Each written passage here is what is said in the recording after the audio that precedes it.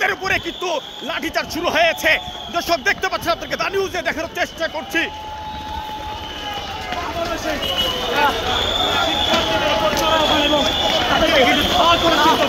দর্শক দেখতে পাচ্ছেন যে আবারও কিন্তু ধাওয়া দিয়েছে।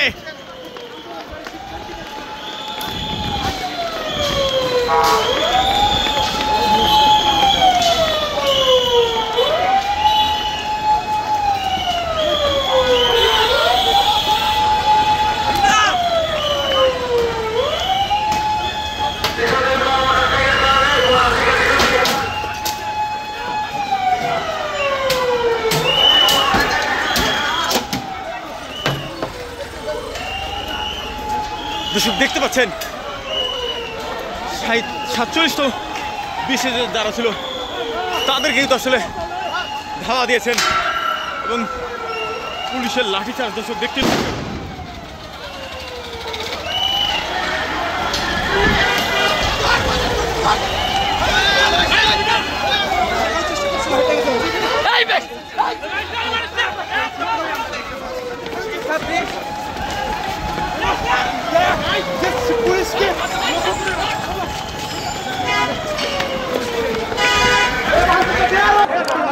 দর্শক দেখতে পাচ্ছেন অনবরত কিন্তু ইট পাটকেল কিন্তু পুলিশকে উদ্দেশ্য করে কিন্তু নিক্ষেপ করছে 47তম বিসিএস যারা রয়েছে তারা।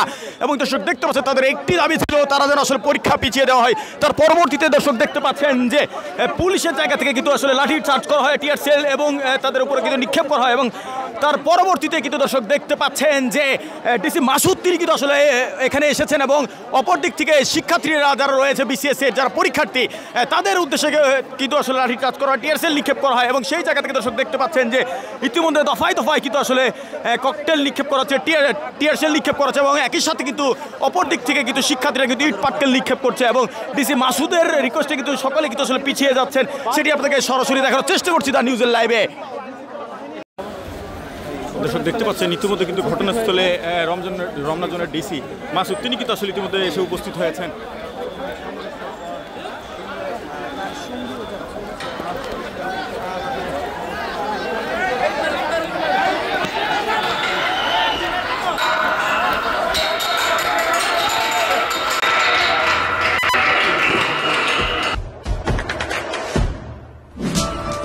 দেশে দেশে সবার সাথে দ্য নিউজ।